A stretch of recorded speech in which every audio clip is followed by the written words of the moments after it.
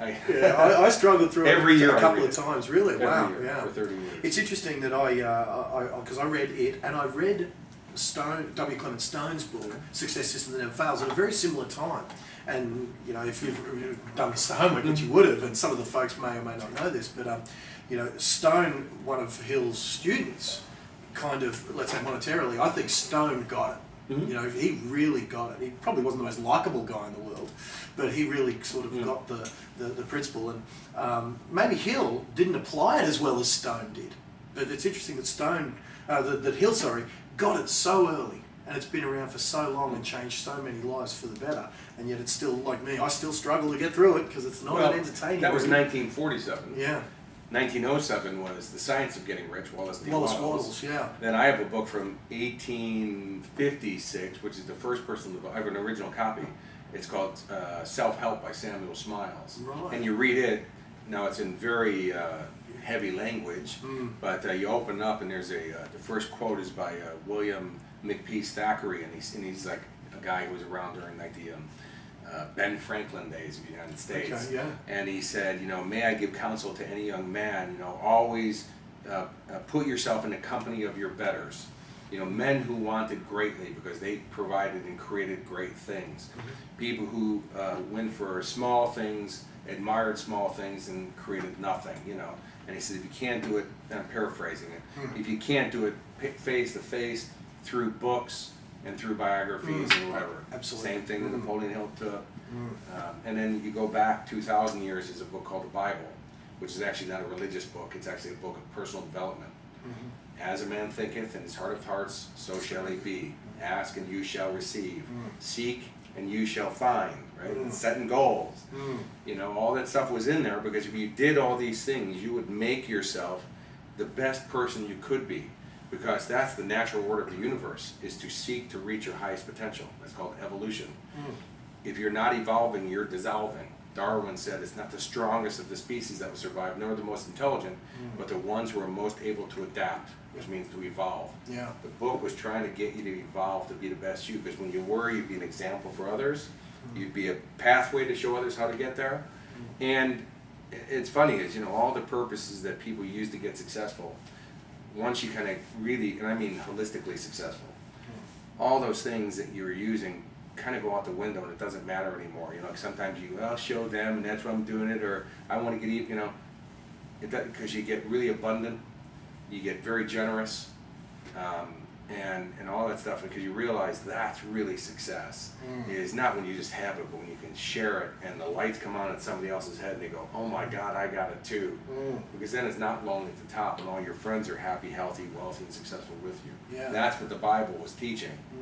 And if you study it, it's literally a personal development book. And somebody just said, let's make it a religion.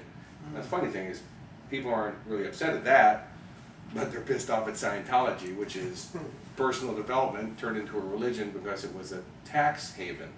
I don't believe in, I'm not a Scientologist, but that's all it is personal development, that they created a tax haven around, because in California, if you're a religion, you don't pay tax on property.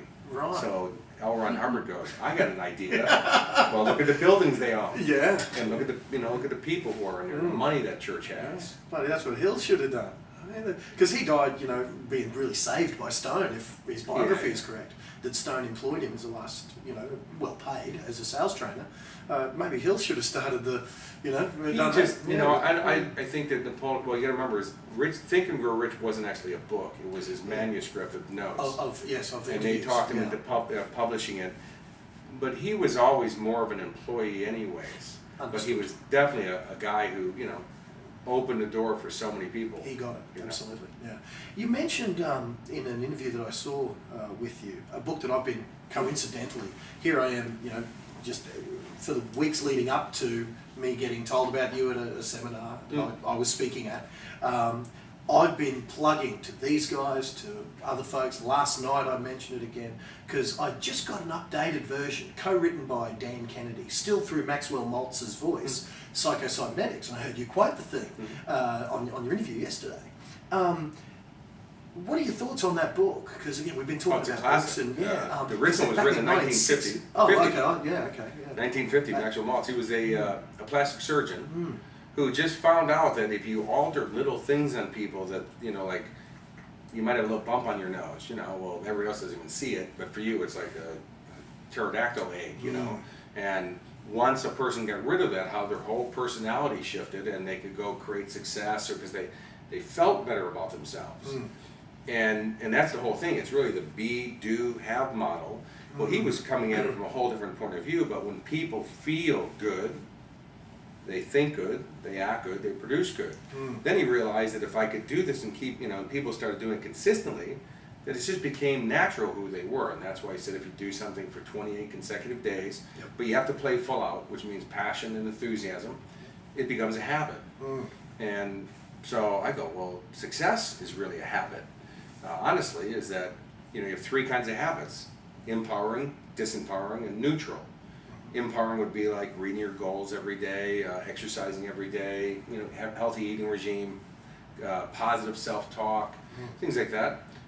Disempowering would be smoking, overeating, excessive drinking, negative self-talk. Neutral would be like the things that you do every day that don't really help you or hurt you, like I walk the same way to work every day or whatever. Then the key to being successful is, number one, take some of your disempowering habits, make them empowering habits. Quite easy. So, like for instance, smoking is a hand-to-mouth habit. Most people say, well, I can't quit because I'm addicted. That is a marketing strategy. Cigarettes are not addicting. That's a story. That's a, you know, because if somebody had a gun to your kid's head and said, quit smoking, well, some parents would go, well, he was pretty bad this week, let me think about it. But, I mean, honestly, if you had a big enough why, you give it up immediately, and there's no addiction to it. That was actually propagated by the cigarette companies so that you think you can't quit. But because it's a hand-to-mouth habit, when people quit smoking, what do they go to? Overeating. That's right, because it's a hand-to-mouth habit. So the first thing I tell them to do is always carry a bottle of water. Because if you carry it, you look at the saying, there's the hand-to-mouth habit. Then you always spent this money on cigarettes. Well, keep spending it, but put it over into a wealth account. Send, you know, don't go, I'm not spending there now, so I'll blow it on bills. Keep putting it in a cookie jar, and then once a week go down to your bank and drop in your bank account, no ATM. That same thing that was killing you now makes you financially free. $7 a day at 10% per annum compounded over 10 years is $186,500 in cash. Now, I say this and a lot of people go, that's not fair. Why do the smokers make all the money? Anybody can take the $7 and put it into the account, but the thing is, that's a successful habit. Agreed, And people say, well, you know, I want to be wealthy, so I'll be a wealthy person when there's money in the bank. But see, that's wrong. You have to be the person first. That's a mental thing. That's what Maxwell Maltz is talking about. You have to be that image in your mind, because then you'll start to do that. But if you're saying, when I lose the 20 kilos, then I'll be healthy. Well, you'll never be healthy because you're an unhealthy person who keeps doing unhealthy things, because that's what unhealthy people do. That keeps you unhealthy. You have to start saying, I am healthy now. I am wealthy now. People go, well, how can you be wealthy when there's no money in the bank? Because it's a mindset. And wealthy people don't spend money.